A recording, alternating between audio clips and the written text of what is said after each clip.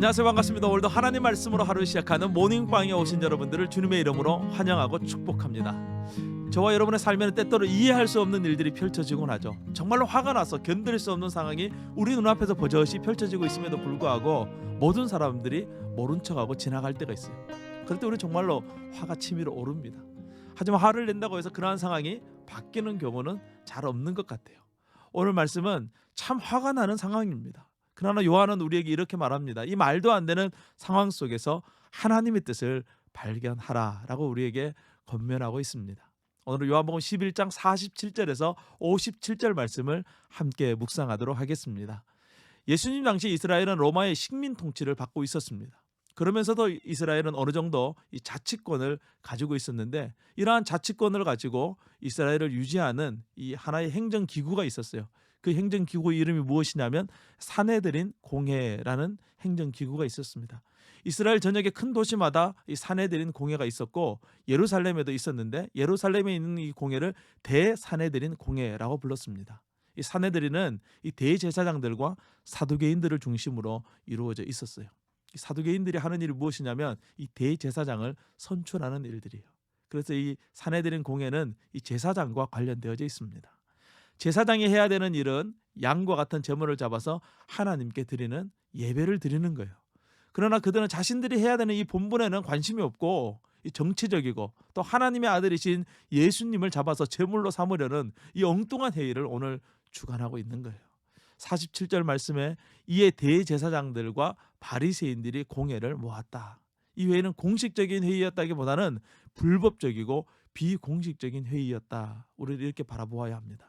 오늘 본문에서 회의를 주관해야 되는 이 가야바의 태도가 아주 불만이 가득해요.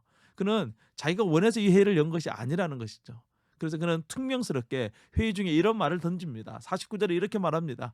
그 중에 한 사람, 그의 대제사장인 가야바가 그들에게 말하되 너희가 아무것도 알지 못하는도다. 한 사람이 백성을 위하여 죽어서 온 민족이 망하지 않게 되는 것이 너희에게 유익한 줄을 생각하지 아니하는도다. 이렇게 말을 해요.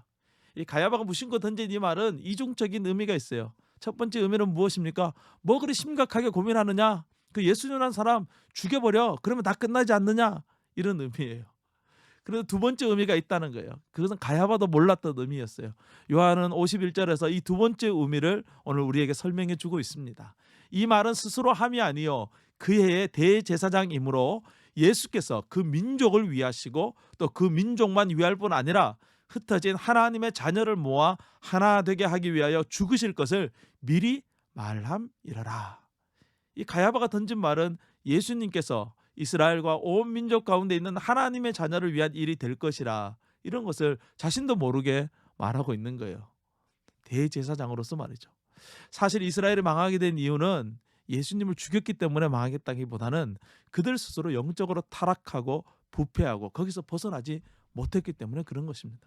그들은 자신을 가장 깨끗이 해야 되는 이 유월절을 앞두고 있음에도 불구하고 하나님의 아들이신 예수를 죽이려는 가장 더러운 짓을 꾸미고 있는 것이죠. 대부분 우리에게도 많은 문제의 원인들이 다른 사람에게 있기보다는 나에게 있을 때가 많이 있습니다. 우리에게 어떤 문제가 생겼을 때 나 자신을 되돌아볼 수 있는 우리가 되었으면 좋겠습니다.